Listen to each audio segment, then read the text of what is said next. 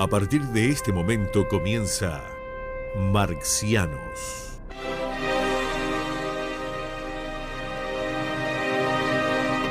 Para compartir sus pensamientos galácticos quedan con ustedes Daniel Vanina Croco y Carlos Amir González.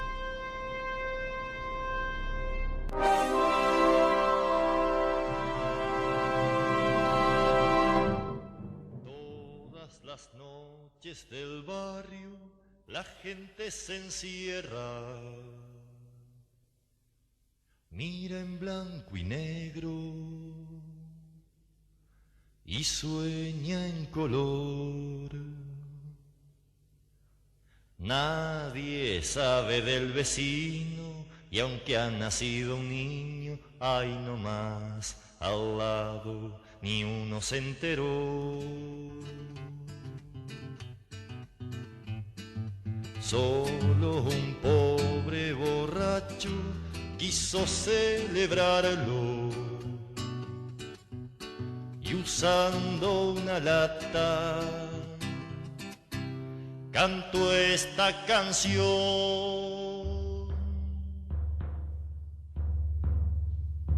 La murguita va creciendo, la murguita ya se armó.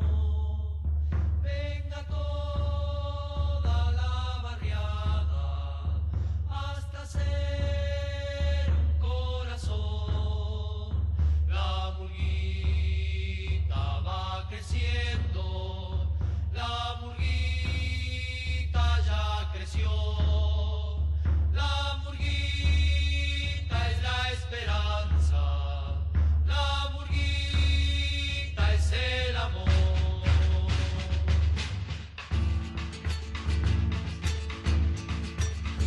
Se fue andando para el centro y uno tras otro los barrios cruzaban, Repique y Latón.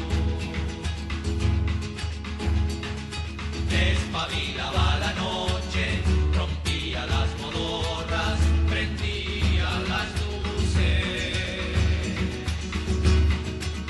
formaba un clamor.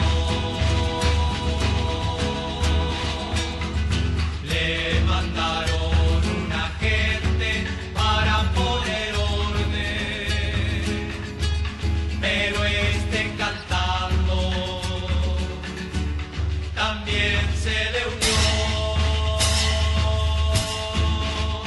La murguita va creciendo, la murguita ya se armó. Venga toda la barriada hasta ser un corazón. La murguita va creciendo, la murguita ya creció. La murguita es la esperanza, la murguita es el amor.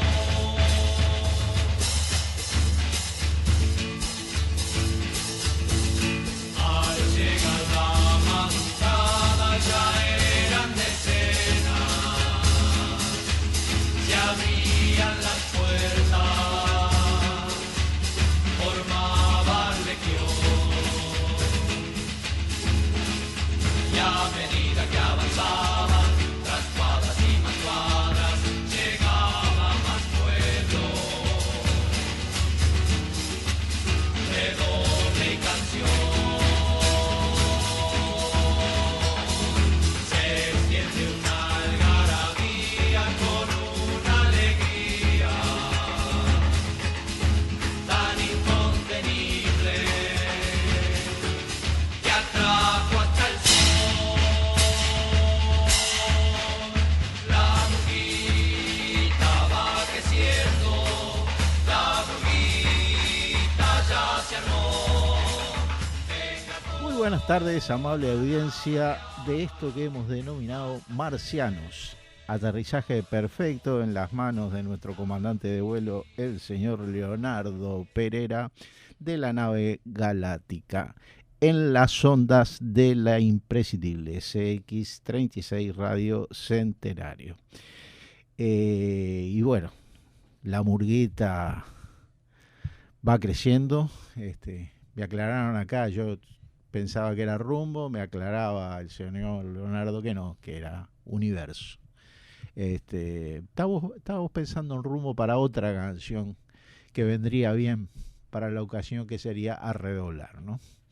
Y estamos contentos, estamos muy contentos, estamos muy bien acompañados. Lamentablemente no pudimos concretar con Pepe Borges, con el cual también queríamos festejar esta noticia del día de la fecha.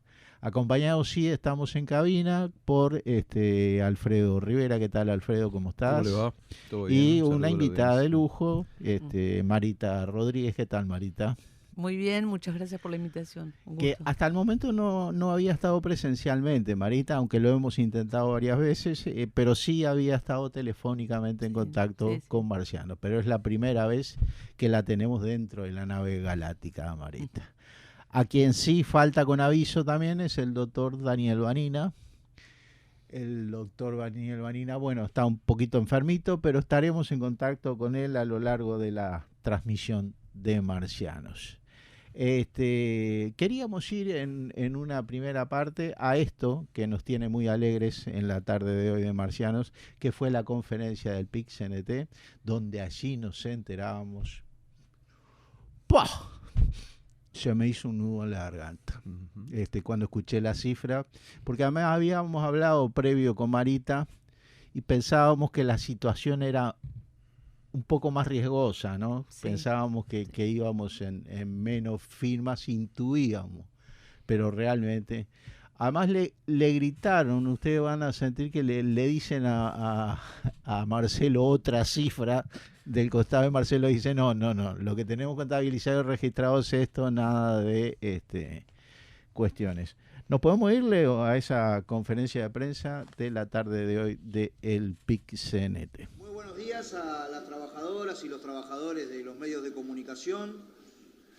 El movimiento popular organizado está convocando a todo nuestro pueblo a construir una hazaña, en la convicción de que es justo, es ético, es necesario lo que estamos solicitando a la ciudadanía, y es que firme para afirmar los derechos a partir de los 3 pilares básicos que el movimiento popular pretende instalar rumbo a una reforma integral de la seguridad social, y que ya es conocido, tiene que ver con restituir vida a nuestra gente a partir de que la gente se pueda jubilar, si así lo decide, a los 60 años, por contrario a lo que hizo la coalición de gobierno con la ley 20.130, que elevó la edad de jubilarse a 65, que se establezca un mínimo indispensable en la pensión y la jubilación del mismo monto que el salario mínimo nacional, que hoy está en 22.280 pesos, y que se erradique el lucro financiero de la esfera de la seguridad social, que es una esfera que debe estar estrictamente vinculada a la protección social y no a la ganancia. Para nosotros, lo que decíamos al principio, se trata de que nuestro pueblo construya una nueva hazaña, una nueva victoria popular, sobre la base de que esto que el movimiento popular reclama e instala en la propia Constitución de la República es justo, es ético, es necesario, apuesta al futuro, también dice cosas sobre qué sociedad queremos, y que en el día de hoy tenemos para comentar, para anunciar, que tenemos a disposición del Centro de Control de Cómputos de las firmas, de su calidad, de su cantidad, instalado aquí en el local de nuestro PIC-CNT, la cifra de 246.727 firmas, a partir de una aceleración que se ha desarrollado en el último mes de militancia, pero que fue especialmente intensa durante la semana de turismo, y que implica entonces que convocamos a todo el campo popular a toda la militancia que ha sido protagonista de lo que hasta ahora hicimos, pero que además queremos que esta sea una campaña que se convierta en una campaña enormemente masiva, donde decenas de miles junten alguna firma, en donde decenas de miles traigan las firmas aquí al local de nuestro PIT-CNT, porque en definitiva todo indica de estas cifras que acabo de decir, que aún no llegamos, pero que estamos muy cerca de la cifra que pide la Constitución de la República, correspondiente al 10% del padrón electoral. Todo indica que con la militancia, digamos, y con la acción de nuestro pueblo, lo que empieza a estar en tela de juicio de manera afirmativa, de manera positiva, es por cuántas firmas más nosotros sobrepasamos la cantidad de firmas que la Constitución de la República requiere, equivalentes al 10% del padrón electoral. Es un entorno de 270.000. Y nosotros en poder del PIT-CNT tenemos en este instante, repito, la cifra de 246.527 firmas. Con lo cual, en el mes de abril vamos a construir la hazaña de pegar, digamos, el estirón necesario para superar con creces, con mucha luz, las firmas que se necesitan y garantizar que el último domingo del mes de octubre nuestro pueblo pueda decidir a favor de estos tres grandes pilares hacia una reforma que vincule a la seguridad social y que la convierta efectivamente en un derecho humano fundamental. Para mí es lo que mis compañeras y mis compañeros me han dado la tarea de comunicar. Cualquier duda, interrogante, cuestión que las trabajadoras y los trabajadores de los medios de comunicación quieran preguntar, profundizar. Tenemos aquí a compañeras y compañeros del Comando Central de la campaña Firmá tus Derechos. Estamos a la orden de algún requerimiento, aclaración, ampliación o pregunta que ustedes quieran hacer. Con Molina, que agenda el otorgamiento de la palabra, así lo ordenamos. Bien, compañeros, compañeras, ahora esperamos las preguntas de quienes... Dale. Se habla de eventuales demandas por parte de la SAFAP, en caso de que esto prospere también por parte de los rectores de la ciudadanía. ¿Qué responden a estas Bueno, demandas? hemos dicho que los defensores del capital financiero, los defensores de la SAFAP, en vez de desarrollar una campaña contraria a la nuestra, basada en fundamentos, han desatado los 1000 demonios del terror. Creo que de manera fallida, porque ya no les dio resultado, han pretendido que la gente no acompañe la iniciativa del movimiento popular sobre la base de promover el miedo, sobre la base, en cierta medida, de hasta una cierta extorsión sin fundamentos. Y viene fracasando porque, bueno, la cifra que estamos dando avala que la gente está acompañando el planteo nuestro. Porque además de que es justo, es verdadero. La Organización Internacional del Trabajo ha dicho y ha desaconsejado el involucramiento del lucro financiero privado en la esfera de la seguridad social.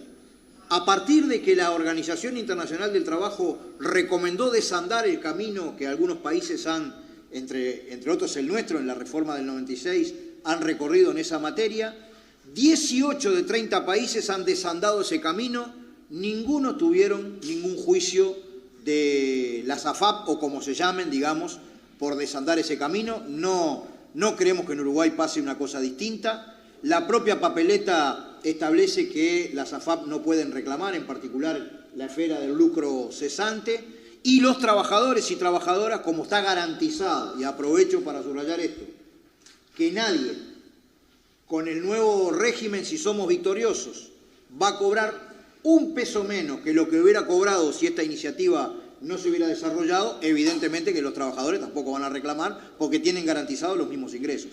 Por tanto, es un despropósito pensar en esa cuestión como en una suerte de construcción, hasta a veces aparece como cinematográfica, de ciencia ficción, que hacen proyecciones sobre supuestos equivocados al 2100, cuando nadie sabe a ciencia cierta en qué productividad, en qué relaciones sociales, en qué mundo del trabajo estará la gente que esté en el 2100 y que en definitiva también en qué seguridad social es la que vamos a estar, ¿no? Ahora, Sí, están convocando a desbordar esto de la juntada de firmas. La pregunta es si hay definida por parte de PICNT algunas acciones concretas que empujen a ese desborde. Estaríamos planteando una jornada nacional de todo el campo popular, de todas las fuerzas, digamos, que apoyan esta iniciativa, tanto en el plano social como político partidario, para los días 13 y 14 de abril, una gran jornada nacional de recolección de firmas, en donde ya esta cifra que yo acabo de dar está cambiando a cada rato, ¿no? Pero que ahí haya una cuestión que garantice la victoria, ¿no? Bueno, hay una importante declaración de Gustavo González de Fútbol también, pero está más adelante y pienso que ya le tomamos lo medular a esta conferencia de prensa en el PIC-CNT. Como siempre decimos en Marciano, yo les decía que me acudía escuchando las cifras, se me hacía un nudo en la garganta y me ganaba mucho la emoción, ¿no? La emoción porque sé el significado que esto tiene, y el sacrificio con cara de hombres y mujeres que tiene detrás el haberse... Porque hay que ver que el movimiento obrero y popular, que es el que está detrás de esto, porque desgraciadamente el estamento político plantea una configuración frente a lo que ha sido esta acumulación de la lucha del movimiento obrero y popular, que básicamente, con la salvedad de algunos partidos que se desprendieron del bloque progresista y que fueron por la firma, y lo están haciendo honesta y decentemente, porque yo veo en la feria de mi barrio cómo esas fuerzas políticas no hicieron doble contabilidad. Sus militantes están en forma decidida juntando las firmas en la calle. Y esto plantea un nuevo momento, más allá de que no queremos, no alentamos ni auspiciamos ninguna división. Nosotros pensamos que realmente este país va a avanzar el día que tanto las fuerzas progresistas como las fuerzas de izquierda, como las fuerzas que integran socialmente el movimiento obrero y popular, se confirmen, se constituyan como un bloque dialécticamente unido, pero que por lo menos vaya con estrategias comunes y con un plan de transformaciones que el país necesita hace décadas, todos juntos, que se golpee como un solo puño en este sentido. Por eso siempre decimos en Marciano, no estamos para analizar y para ver solamente quién acumula más en las próximas elecciones del 2024. Estamos para ver qué les pasa con la construcción de un nuevo país y de un nuevo mundo a las futuras generaciones. Y vaya si este tema de la reforma de la seguridad social, que muchos dejaron por el camino, no quiero ni acordarme de un líder que dijo que esto de meterse a pelear el tema de la seguridad social, como han hecho los compañeros del movimiento sindical en su central de trabajadores, como ha hecho el conjunto del movimiento popular y varias organizaciones de la izquierda uruguaya muy dignamente que se han plegado a este movimiento. Y no como aquellos que decían que esto era como afeitarse con un hacha, lamentablemente, y además a sus delfines los hicieron proseguir por este camino.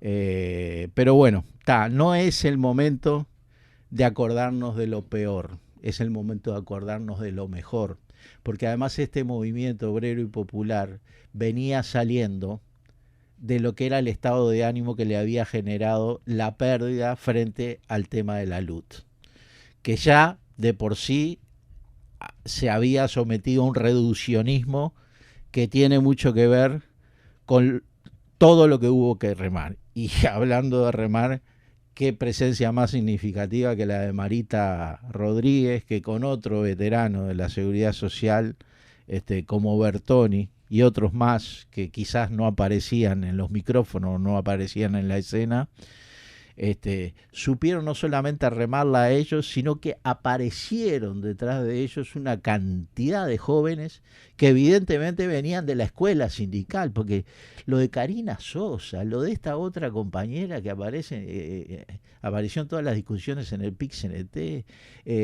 Gonzalo, que nos visitaba acá en Marciano siempre para hablar de la Asociación de Trabajadores de la Seguridad Social, un joven maravilloso. Entonces, ahí había una escuela, estos jóvenes no nacieron por generación espontánea.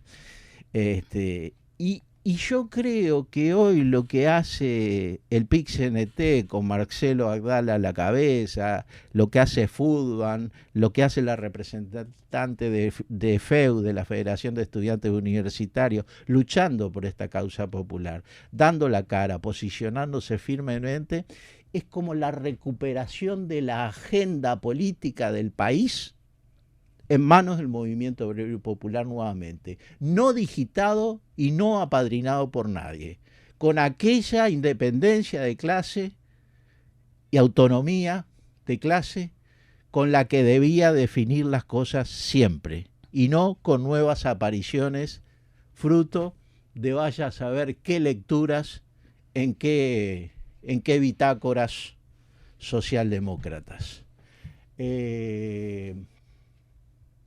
Marita Rodríguez, muy bienvenida, y unas primeras apreciaciones de esto que nos está pasando y que estamos disfrutando con cierta alegría. Sí, hay mucho para decir. Fue el discurso de Abdala fue sintético, pero dice muchas cosas, como vos dijiste, todo lo que tú estás diciendo, y es bueno aclarar que sí, este fenómeno que hoy está instalado, que es el plebiscito, la lucha por las firmas y porque haya una reforma constitucional, claro que no empezó ahora.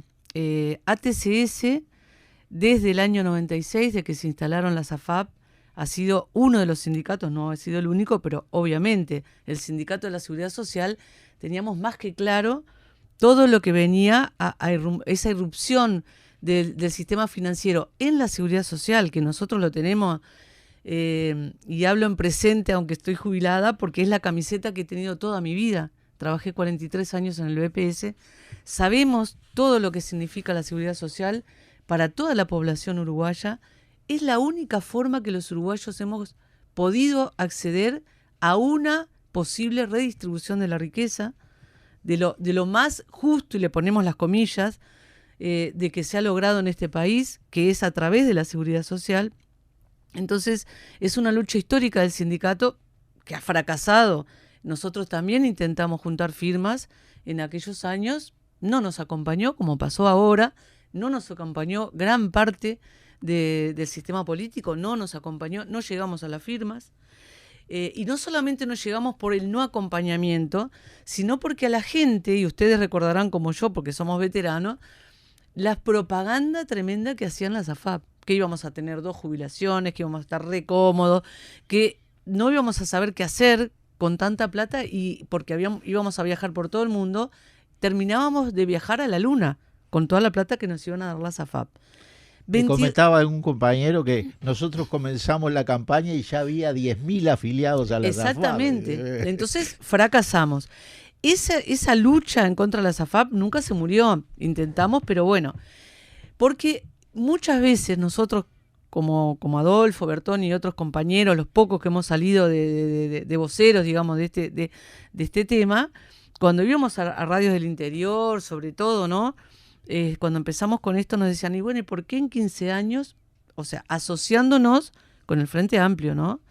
¿Y por qué lo hacen ahora? Bueno, porque ahora se dio la oportunidad de oro, porque como toda la vida, ¿no? Como dicen los orientales, como el yin y el yang, el que este gobierno se haya metido a hacer una reforma de la seguridad social, una tremenda ley regresiva, clasista, porque hay que decirlo con todas las palabras, si uno analiza como analizamos nosotros cada artículo de la ley, hay ideología pura ahí.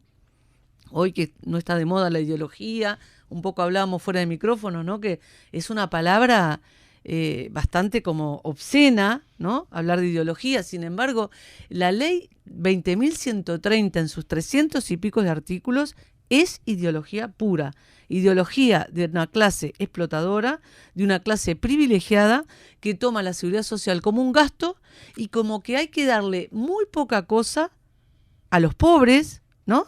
Si llegan a viejos y no pudieron ahorrar, bueno, manéjese, señor, trabaje hasta morir y de acá a nosotros no nos pida nada. Esa es lo que hay detrás.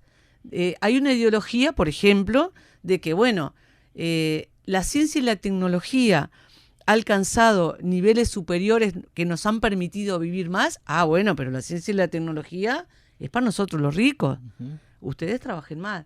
Viven más, trabajen más, porque se nos concibe, y se dice claramente, se lo dicen en todos esos artículos, que si vivimos más para trabajar más, ¿qué otro sentido tendría la vida de un trabajador si no es para ser esclavo del sistema, ¿no? Entonces, Marita, te pido una sí. interrupción ahí. Yo no sé si ya lo dije, porque me suele visitar con mucha frecuencia últimamente el señor austríaco, que tenemos media hora más de programa, o sea que hoy comenzamos a las 19 horas y vamos a finalizar a las 20:30. Por lo tanto, yo creo que vamos a poder medir un poco el proceso, tratando de llegar concretamente al significado concreto que se expresa en esa síntesis de la reforma constitucional de los 3 puntos esos a los cuales y tratar de tener un programa con señalamientos en el sentido de que la gente que aún está con dudas acerca de qué hacer con respecto a firmar la papeleta, llevarle esa papeleta, integrarse a algún lugar donde se esté juntando firmas, o lo más positivo sería hoy que cada quien que se quiera sumar a esto haga una lista de qué pariente le falta ver y que posiblemente le firmen, qué amigos, e invertir el tiempo ese más dirigido para conseguir las firmas que faltan. Además de ver si hoy podemos sintetizar una argumentación que siga ilustrando a quienes todavía quieren hacer algo más por llegar a la juntada de las firmas y además por triunfar en el plebiscito de octubre de este mismo año. Alfredo. Sí, la importancia de juntar las firmas, porque hay muchas papeletas que todavía están dando vuelta por la calle. Y qué importante también cuando esas papeletas estén retornando.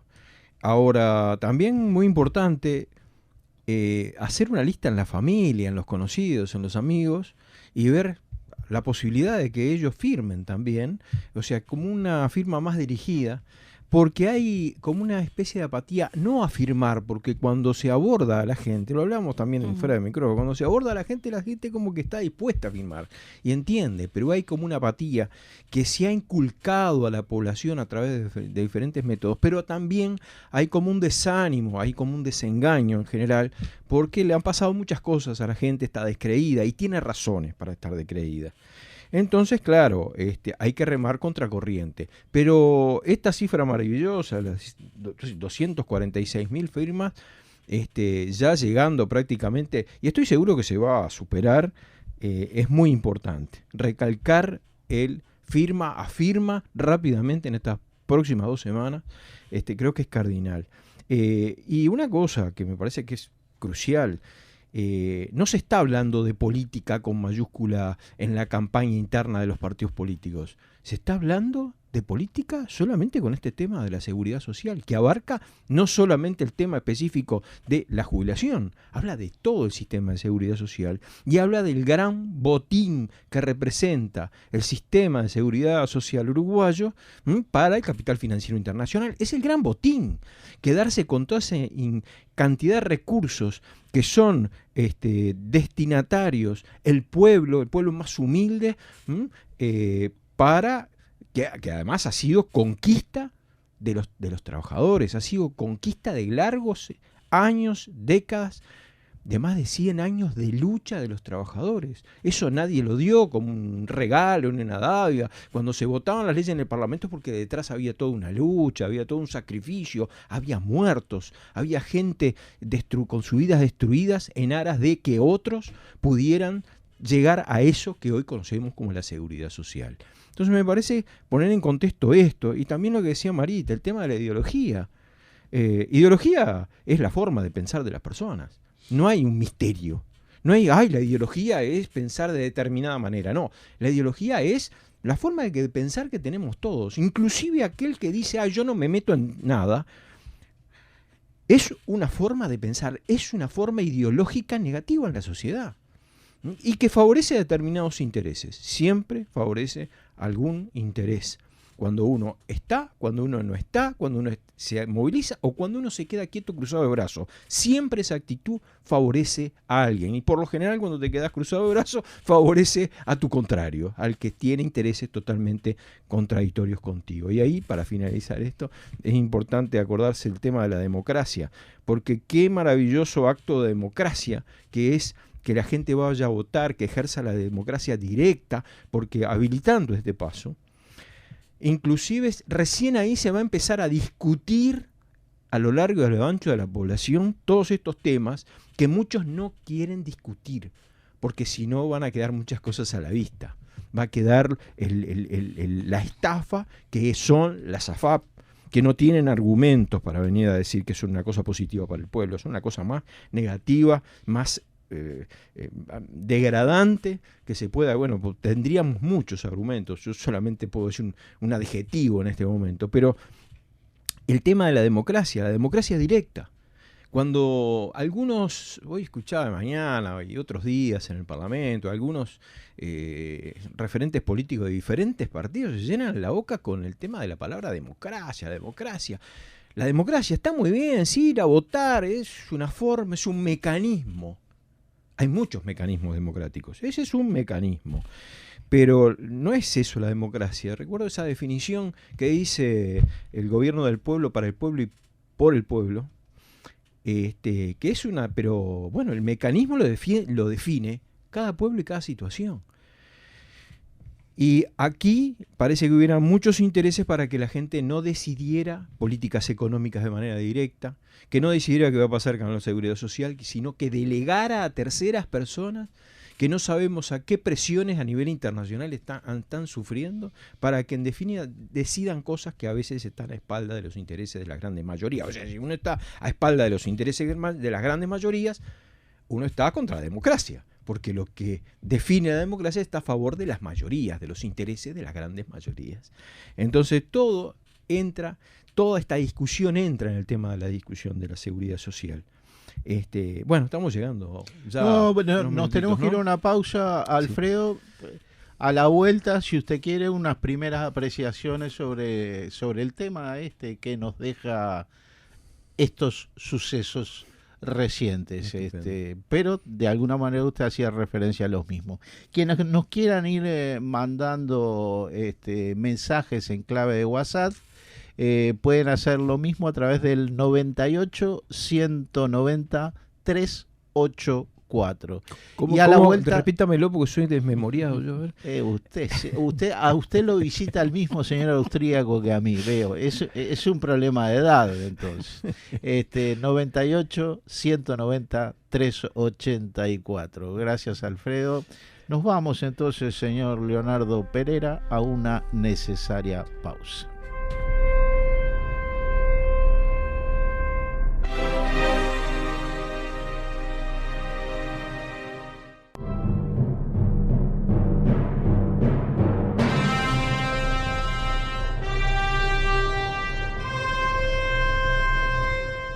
Retornamos a las ondas de CX36, programa en el aire, Marcianos. ¿Te quedaba ahí alguna apreciación para hacer, Alfredo? No, creo que los datos que da Marita, creo que tiene más datos, sobre todo lo que significan las AFAP, ¿no?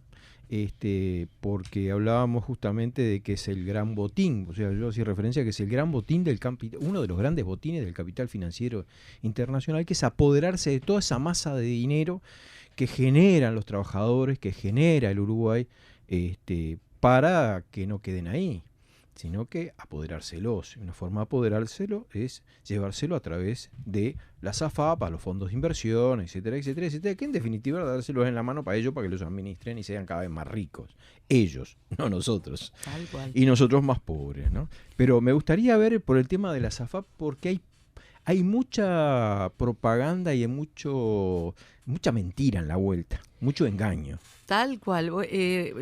Tocas un tema muy importante porque nosotros a lo largo de estas denuncias que por supuesto no logramos llegar a los grandes medios de comunicación.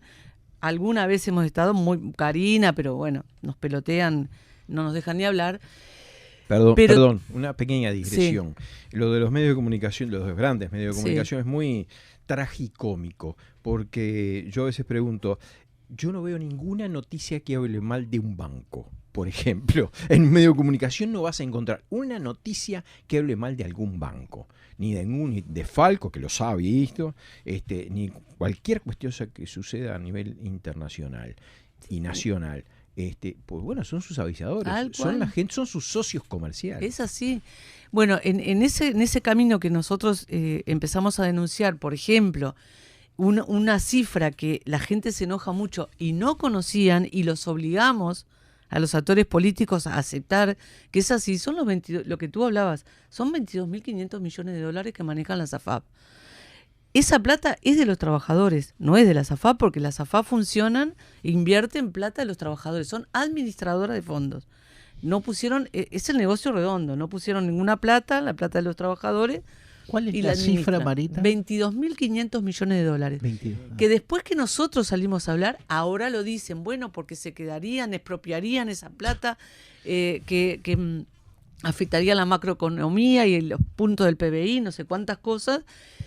¿Qué es lo que sucede? Ese es el activo que tiene. Ese es el activo actual. El conjunto de exactamente. las AFAP. Que lo pueden tener invertido.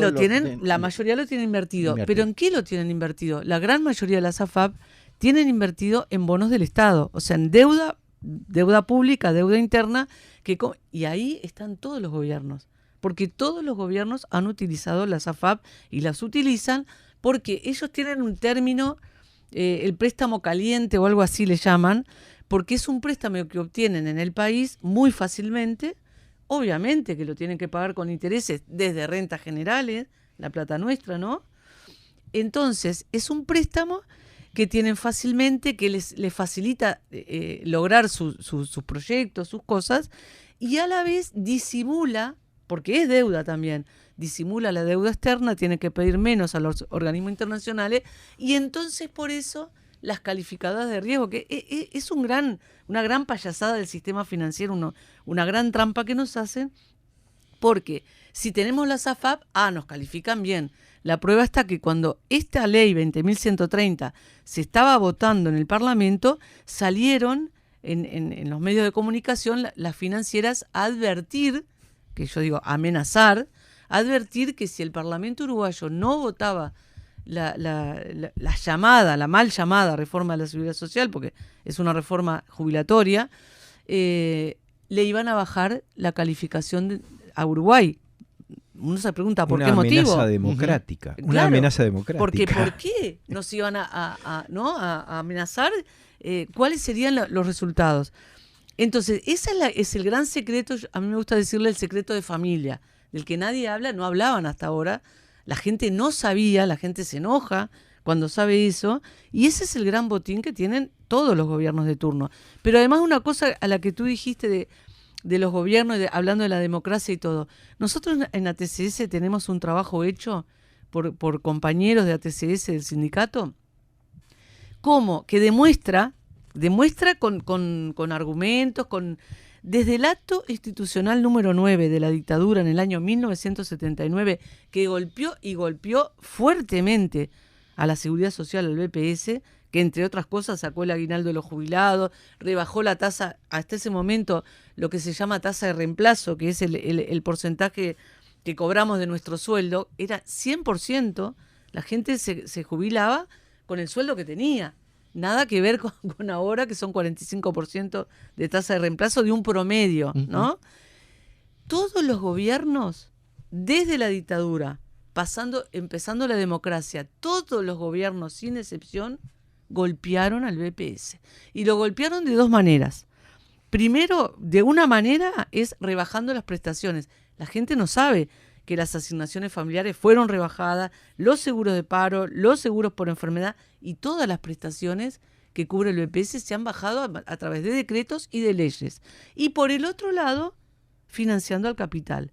La mayor protección que se hizo al capital en todo este periodo democrático fue la reforma tributaria de 2007, la reforma de Astori, que no solamente rebajó el aporte de los empleadores, que en ese momento estaba en 12,5, ya había rebajado, fue el 15, lo bajaron al 12,5% en el gobierno de Valle.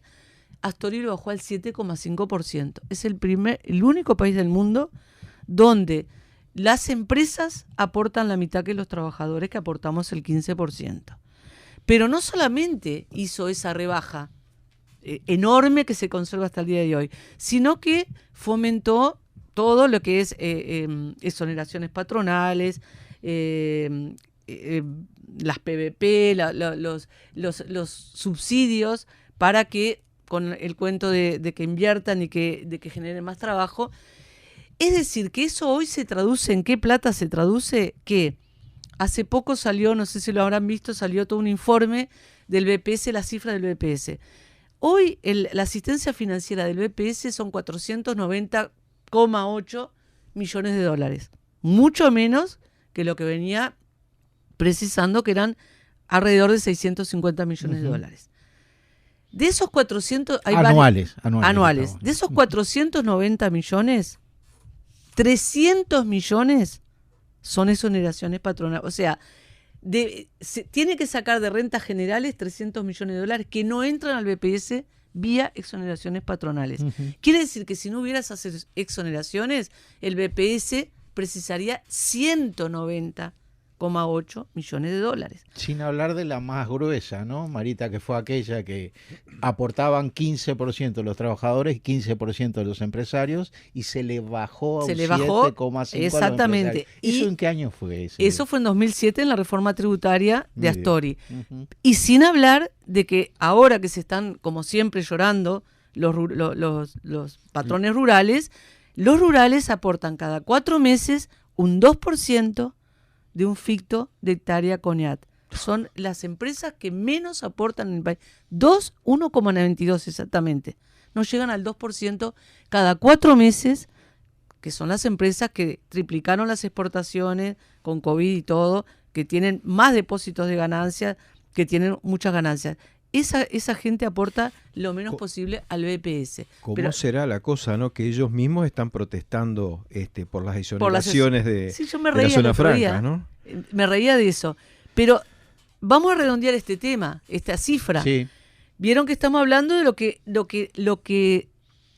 Estado tiene que aportar. Que es una asistencia financiera que está marcada por la Constitución. No es déficit. Porque acá lo presentan como que el BPS es deficitario, no es deficitario. Pero en ese mismo momento, anual, como tú decías, anual, que el BPS recibió en el año 2023 490 millones de dólares, salió por la otra puerta de atrás 1.420 millones de dólares hacia las 4 AFAC que existen. Eso es lo que subió en este año 2023, estábamos en 1.280 millones, subió a 1.400 millones de dólares. Y por otro lado hay otra lectura. Como para no tener un capital de movimiento y un capital de rentabilidad, las AFAD, de la cifra que tú decías, 22.500 millones de dólares. Exacto. Y otra cosa que le preocupa mucho a Gandini, por ejemplo, acá, con mucho acierto, Abdala dijo que los trabajadores no vamos a estar perjudicados de ganar el plebiscito, y es muy real.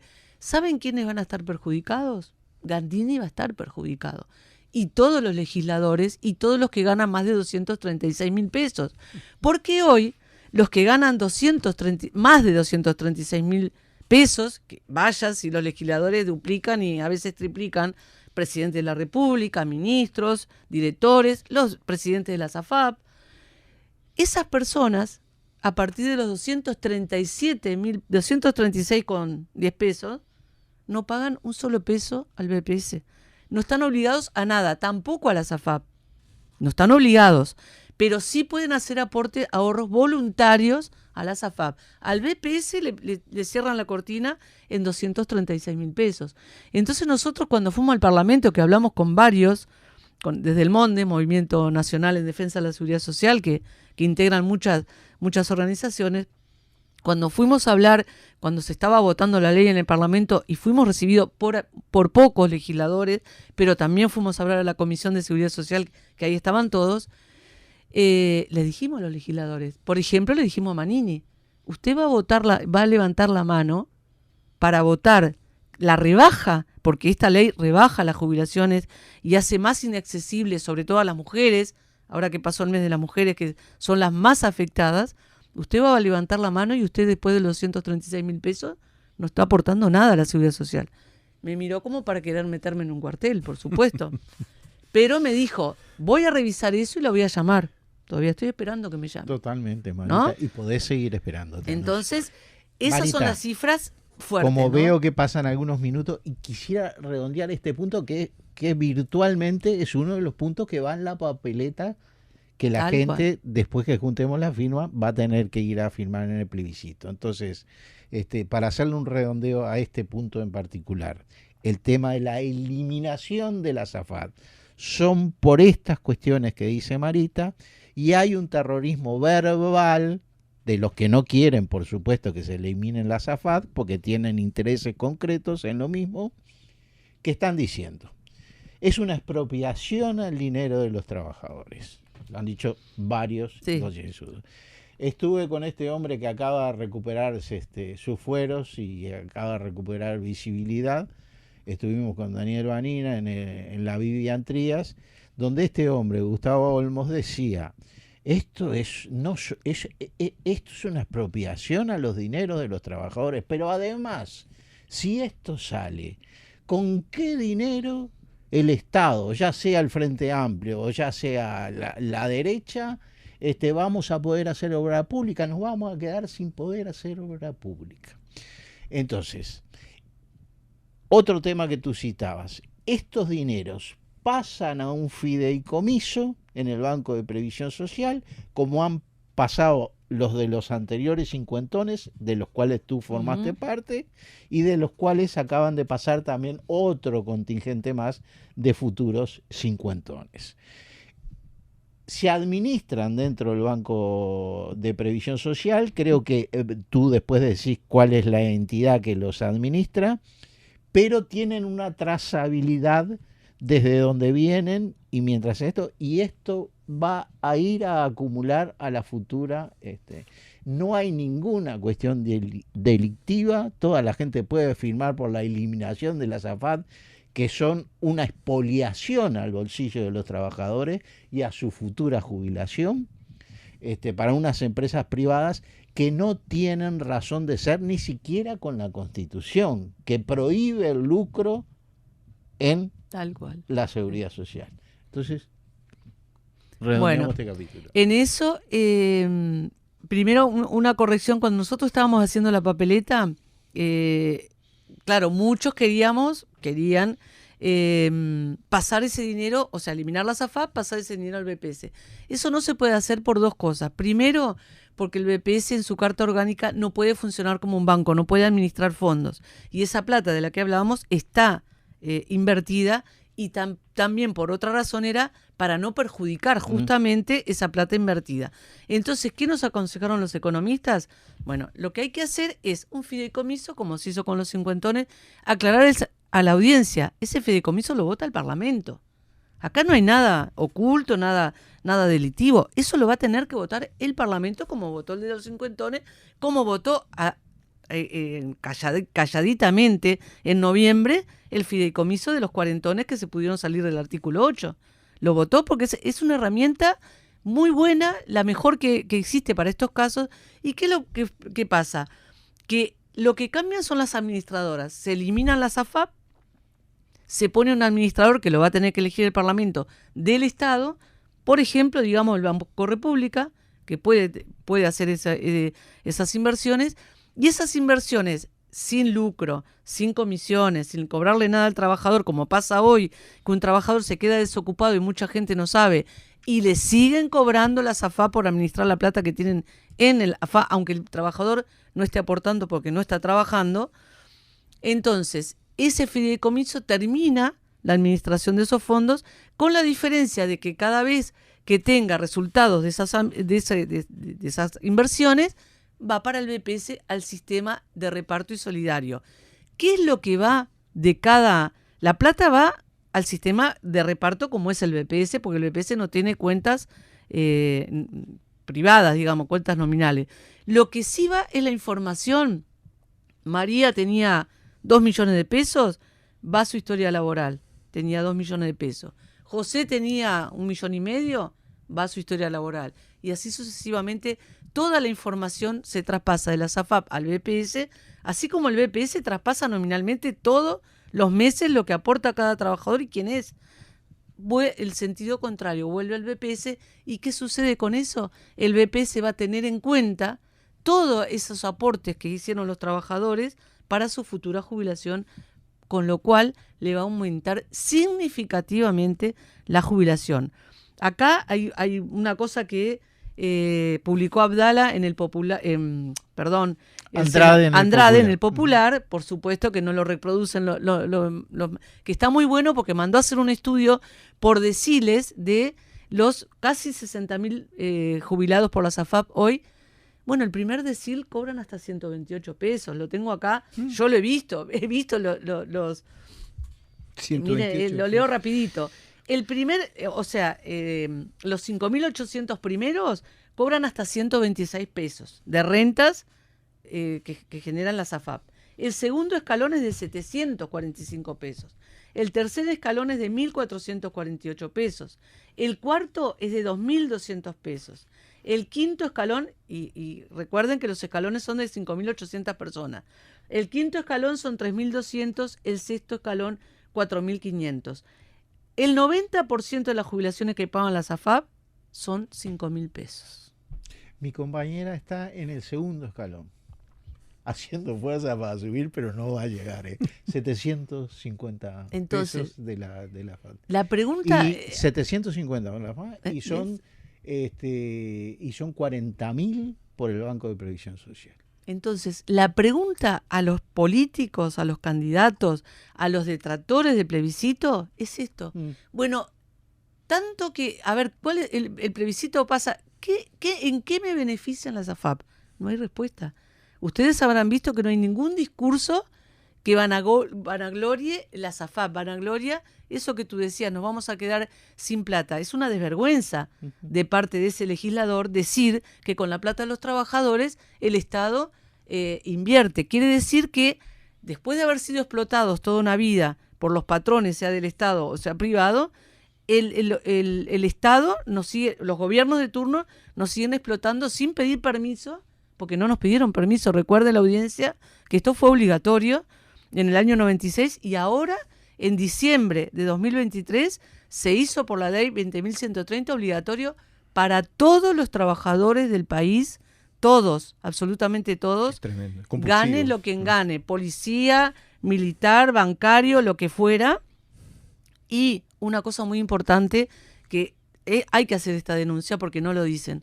Esas cajas, no el BPS, esas cajas que empezaron en diciembre a aportar, que ahora es el 5% para la SAFAP y el 10% para el BPS, ese 5% que las cajas de su recaudación tienen que pasar a la SAFAP, se lo van a compensar de rentas generales durante 30 años con opción a 10.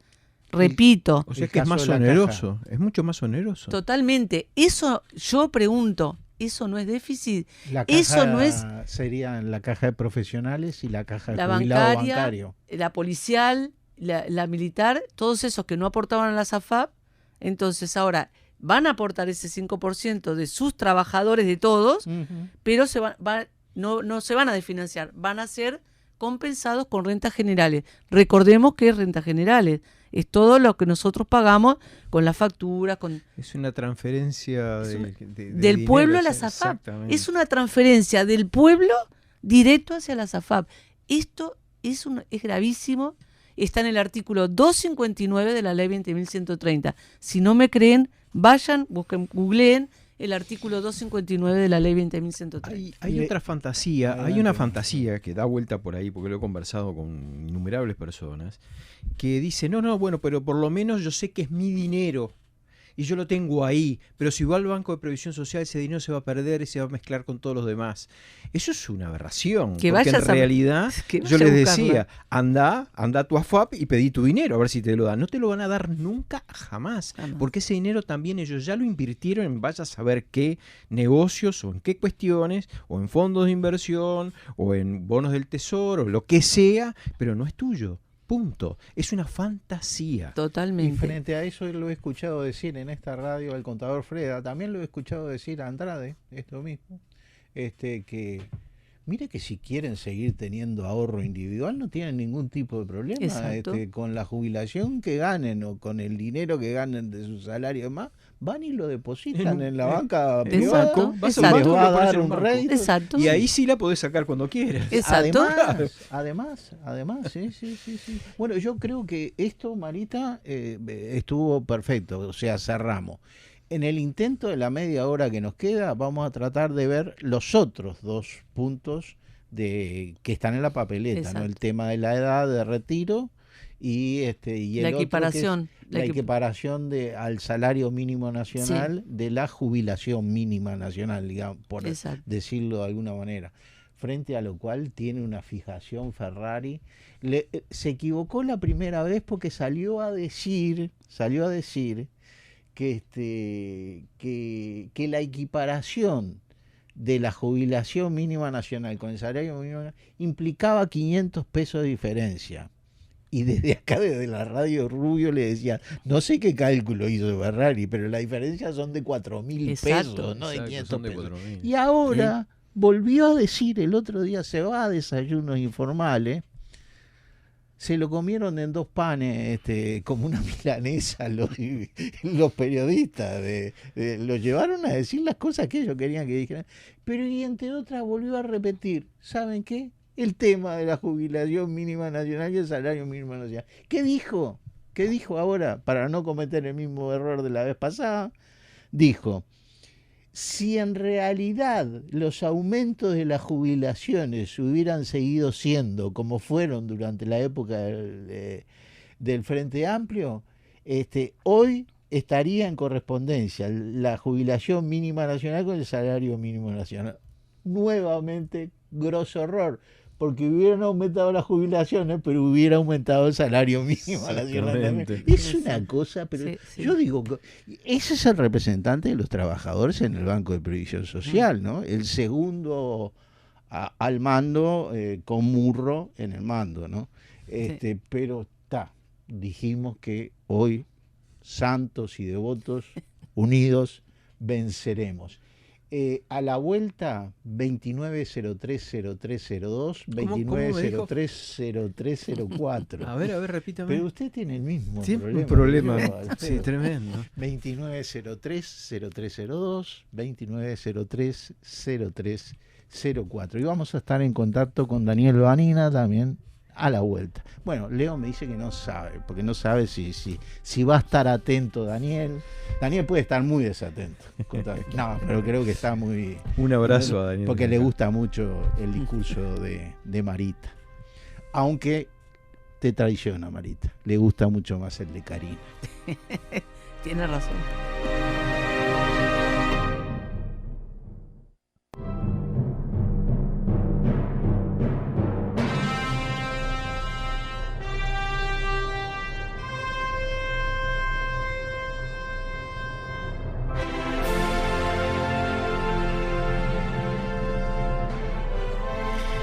Retornamos a la tarde, ya noche, de la imprescindible CX36 Radio Centenario. Los tengo que suspender un poco porque tenemos al honorable doctor Daniel Vanina en línea. Adelante, Daniel. Carlos, ¿cómo andan? ¿Qué tal? Alfredo, Marita. ¿Qué tal? Hola, ¿qué tal? ¿Cómo, Bien, bien. ¿Cómo nos ves saliendo en este nuevo horario, Extendido. fruto de tus gestiones, Daniel? Bien. Bien, el programa excelente.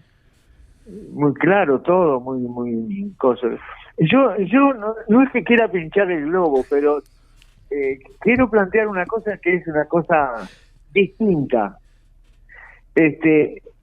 Yo temo, no le temo a las firmas. Las firmas se van a conseguir brillantes, hay que conseguir 300.000 para estar seguro. Uh-huh.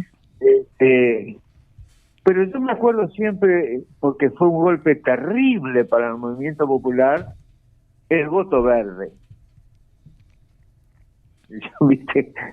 El voto verde y el voto amarillo. Es pinchar el globo, pero ocurrió. Y puede volver a ocurrir. De todas maneras, Daniel, yo creo que para el momento histórico que estábamos viviendo y con la fuerza del mal, digamos, conjugadas para atemorizar a la población tremendamente, no habíamos salido tan mal, ¿no?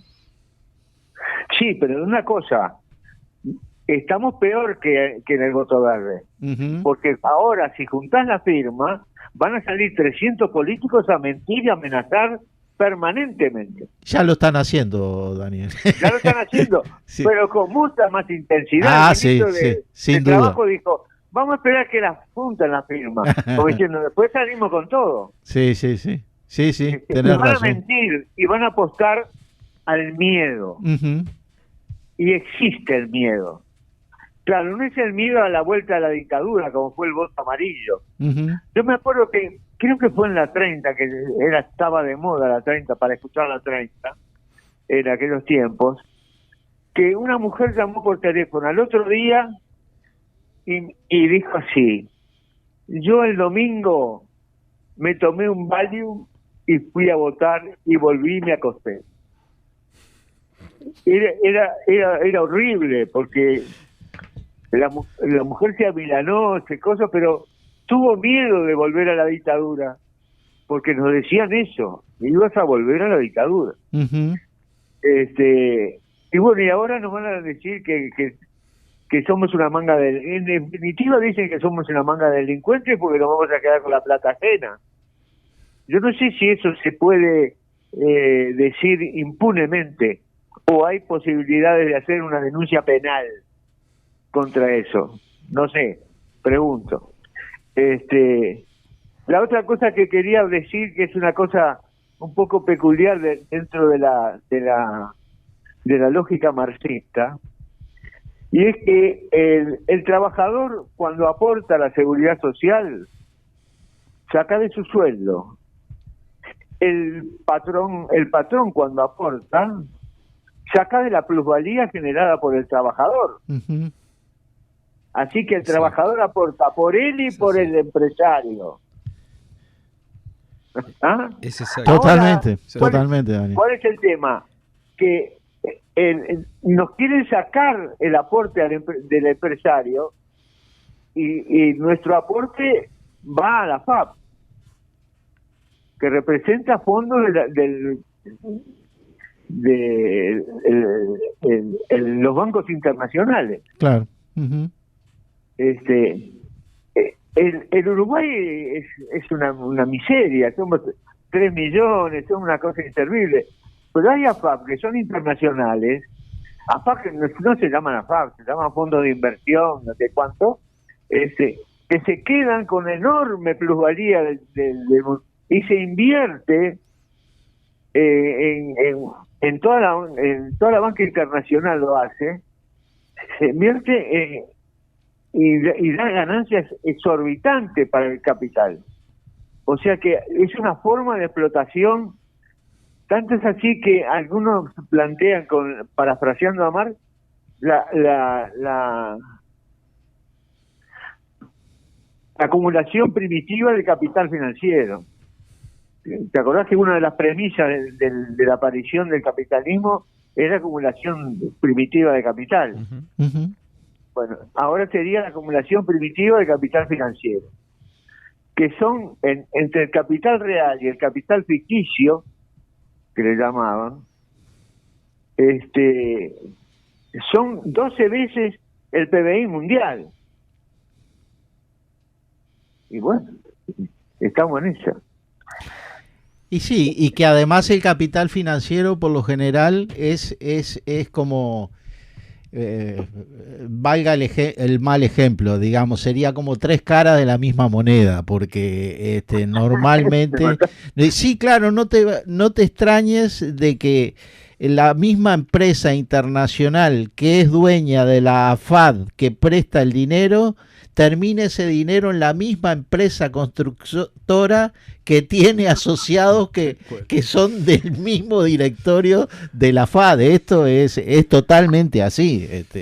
Se prestan entre ellos ¿Es mismos. distinto? Entonces no es. No, claro, no ha cambiado mucho, digo, porque con aquel Uruguay, ¿te acordás del Uruguay aquel que no me acuerdo si era Arismendi o alguno de aquellos pensadores de época, que decían, nos llevan 3 cueros de la misma vaca, porque son los que financian la faena del frigorífico, son los que con sus líneas marítimas se llevan la carne refrigerada en sus propios barcos y llegan a una línea de distribución en la capital europea o norteamericana a la que llevan la carne, que les pertenece a ellos mismos. Entonces, 3 cueros de la misma vaca. Era el grupo Anglo. Totalmente. Tenían tierras acá, el frigorífico en Paysandú, ¿no? Sí. El Anglo.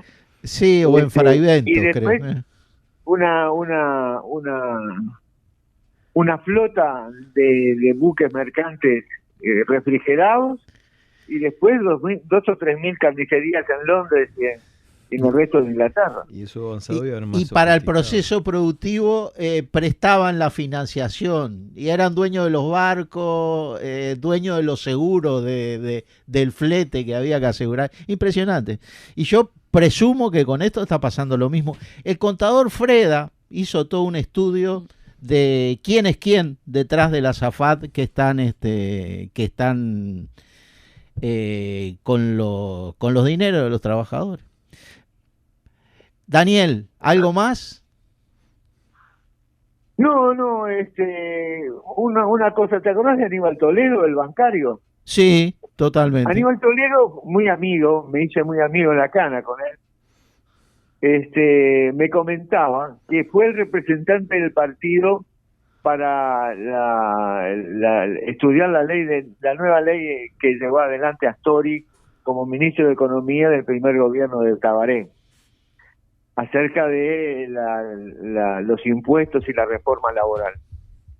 Y él me decía, no me daba detalles, pero que lo que salió, en definitiva, es mucho mejor que el planteo original, porque el planteo original, por eso Astori decía, confesando con las cosas, que es una ley imprescindible, las AFAP son imprescindibles para un país como Uruguay, porque de ahí sacan las inversiones.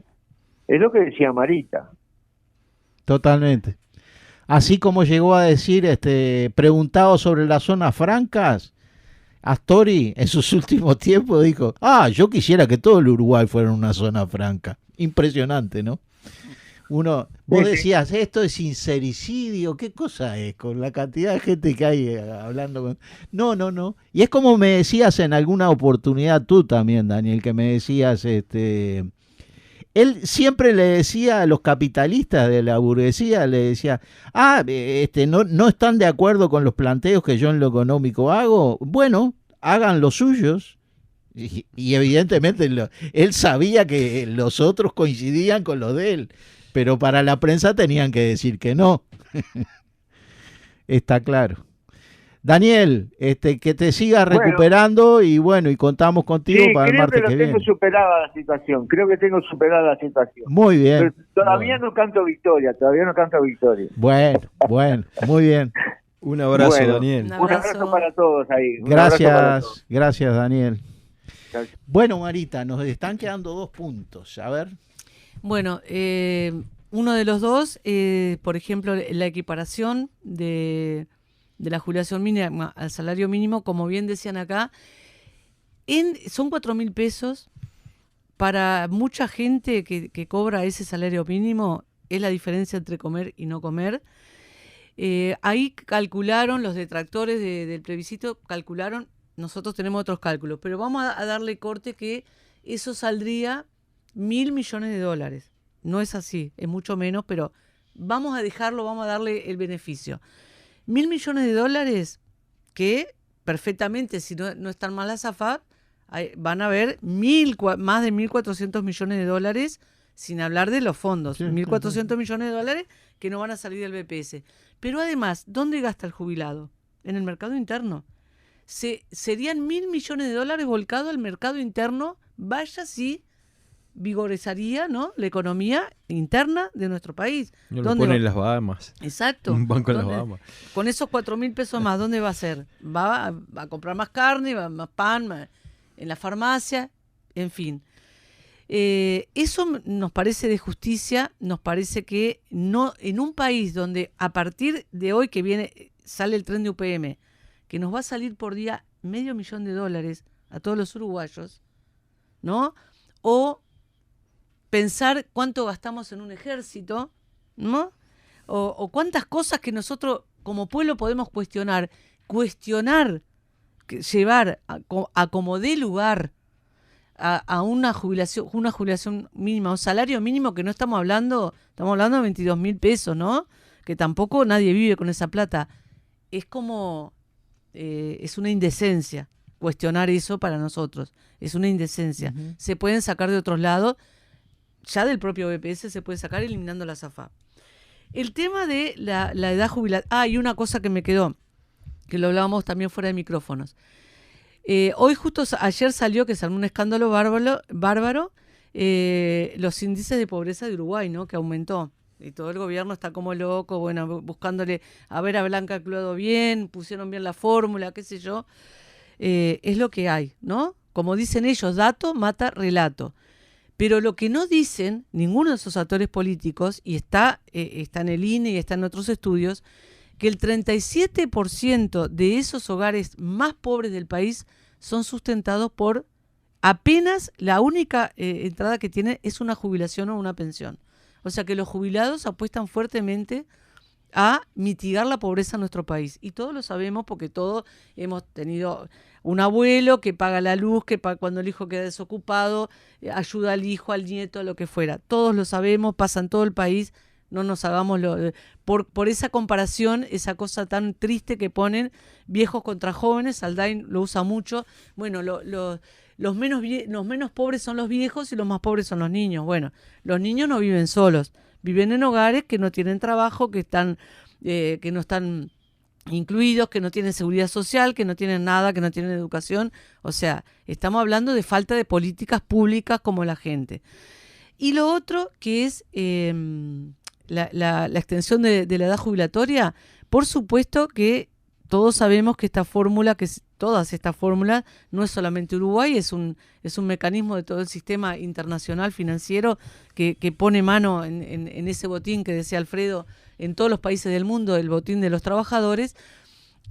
Han extendido la edad, en España creo que 3 veces extendieron la edad jubilatoria.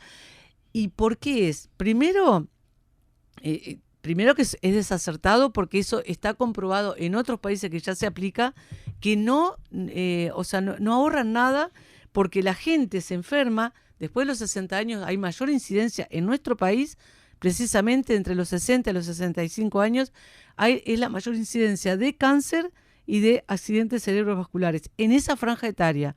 Quiere decir que están esperando que nos muramos para no pagarnos nada. Esa es la verdad. Pero los que quedan vivos, los que sobreviven, en realidad van a tener que ser subsidiados en un subsidio por incapacidad, por enfermedad, por lo que sea, porque la gente se enferma en esa etapa. Pero además, en nuestro país, que el desempleo en general ronda el 9%, si vamos a los jóvenes, el 30% de los jóvenes están desocupados. Y si hablamos de mujeres jóvenes, el 34% están desocupados. Entonces, vamos a empezar en la seguridad social por la punta final, transformando la punta final, o sea, haciendo que los trabajadores trabajen más, cuando lo que tenemos que apuntar es a políticas de empleo, a políticas de salario. No puede ser que más de 500.000 jóvenes cobren menos de 25.000 pesos.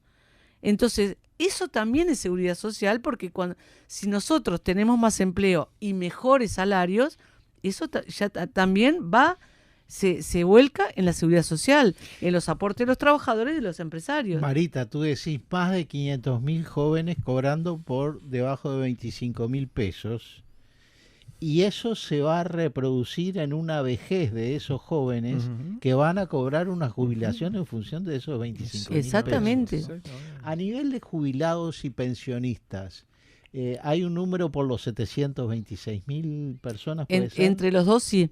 Jubilados son más o menos 400 y pico de mil. ¿Y el promedio de jubilaciones ahí en cuánto anda? El promedio que paga el BPS son 32.000 pesos. 32.000 el promedio. Y el claro. promedio de las AFAP ya las vimos. Digamos que, ¿cuántas personas podrían estar cobrando 32.000 pesos de esas 726.000? Yo acá no tengo los números exactos, pero lo que realmente nos importaría es saber cuántos cobran la jubilación mínima, que son creo que entre 100 y 200.000 jubilados. Y aclaremos, esa jubilación mínima, ¿qué significa la jubilación mínima? Significa que un peón, porque lo voy a asociar con los jóvenes, un peón rural, una doméstica, un trabajador precarizado que cobra 22.000 pesos, ¿no? Y se va a jubilar, le aplican el porcentaje que es el 45% ahora de los últimos 20 años, ¿no? Imaginemos que 22.000 pesos o menos le da el promedio. Le aplican el 45%, ese trabajador tendría que estar cobrando 10.000 pesos, ¿no? Y sucede así hoy en el BPS. Hay gente que se va a jubilar y la jubilación le da 8, 9, 10.000 pesos. Como existe una ley que el BPS no puede pagar menos de una jubilación mínima, esa jubilación la lleva el sistema. El sistema ya lo lleva a 18.200 y pocos pesos, que es la jubilación mínima. Eso ¿sabes por qué te lo preguntaba? Para producir un número de gente que está cobrando por debajo de determinada cantidad. Si bien la FAO está emitiendo una cuestión que dice que de cada 10 ciudadanos que hay en el mundo, 7 están por debajo de no poder cubrir sus necesidades básicas. Entonces yo digo, globalmente, vos tomás la cifra, acá estamos hablando de más de 1 millón de uruguayos que evidentemente no pueden estar... Entonces, cuando te dan una cifra de que la pobreza es del 20%, la pobreza... Y vos te das cuenta que cuando ves un número duro y puro, pero son situaciones que se están resolviendo de distintas maneras. Ahora, cuando nos enterábamos de que 1 millón de uruguayos están en el clearing, es una cantidad de gente Totalmente. Que se metió en una burbuja. Y la mayoría jóvenes. Y tengo yo mucha gente que le vendieron la burbuja esa del desarrollismo, ¿no?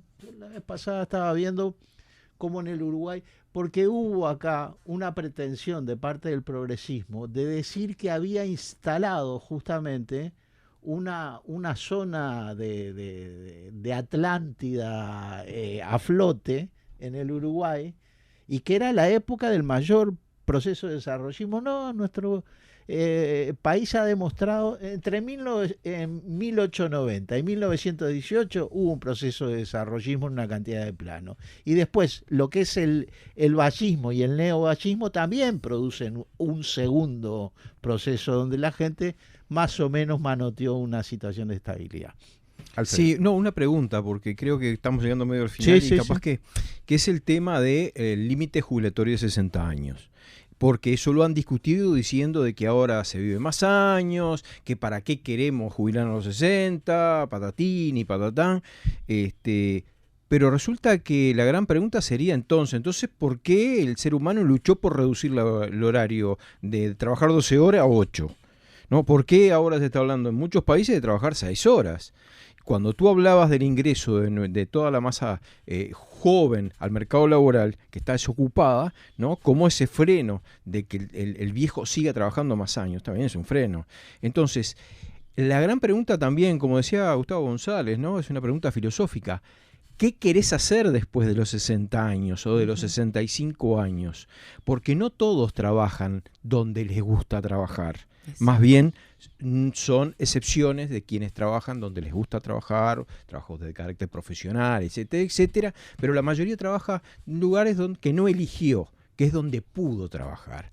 Entonces, además, creo que esto lo podés aclarar tú, nadie obliga a que te jubiles a los 60 años. Si Exacto. te gusta lo que estás haciendo, seguí trabajando hasta los 100 años, 150 años, no importa. Si te gusta, seguís. Nadie te obliga. Exacto. Entonces, pero aquellos que quieran jubilarse a los 60 pueden jubilarse. ¿Para qué? Yo, por ejemplo, para hacer lo que nunca pudiste hacer. Capaz que es otra actividad productiva en otro nivel, en otro ramo. Capaz que es una actividad productiva en lo intelectual, en lo emocional, en lo artístico, etcétera, etcétera, no importa. O capaz que en lo material. Era una pregunta que te estaba Exactamente, y te digo, cuando nosotros juntando firmas, la gente que tiene dudas, ese tema... Si le decís, ¿querés trabajar más allá de los 60? No, ¿dónde te firmo? Es lo más... Porque claro, cualquier persona con 2 dedos de frente quiere vivir, que la pregunta es, quiero vivir, con mayúscula, vivir y hacer lo que se me antoja. Hacer lo que te gusta. Exactamente. Exacto. Entonces, hay muchos argumentos como para sostener esos 3 puntos que nosotros tenemos en la papeleta, muy bien armados, muy bien definidos, que han sido revisados por juristas, no tienen ningún problema, como tú decías, la persona, no hay ninguna prohibición, ni que ahorren, como decían, ni que sigan trabajando. Perdón, Marita, además la tecnología, el avance tecnológico nos hace y nos lleva a que trabajemos menos y que tengamos mayor confort. Eso es una contradicción. Totalmente. Que quieren que trabajemos más años. Totalmente, inclusive con menos horas de trabajo está comprobado que se produce mucho más, se produce mayor riqueza. Entonces todo conduce a eso. Y bueno, en estos últimos minutos que nos quedan, por todo eso, por supuesto que hay que firmar, no solamente por lo concreto en sí del plebiscito, de la democracia, de ejercer nuestra opinión, de decirle a nuestros gobernantes qué queremos, en este caso con respecto a la seguridad social, sino porque esto nos abre un camino para otras discusiones, para otras reflexiones de qué mundo que queremos, en qué país queremos vivir, qué ciudadanos nos queremos ser. Y bueno, es una gran oportunidad para todo el pueblo uruguayo para en este plebiscito en firmar y por supuesto en octubre poner la papeleta en el sobre de votación, ¿no? Sin lugar a dudas. Bueno, último mensaje, ciudadanos, clase trabajadora fundamentalmente. Acá lo decía Marita, en los años 60, 70 la gente que se jubilaba prácticamente con un promedio igual al salario que estaba cobrando. Sueldo, salario que estaba cobrando, prácticamente pasaba a cobrar lo mismo.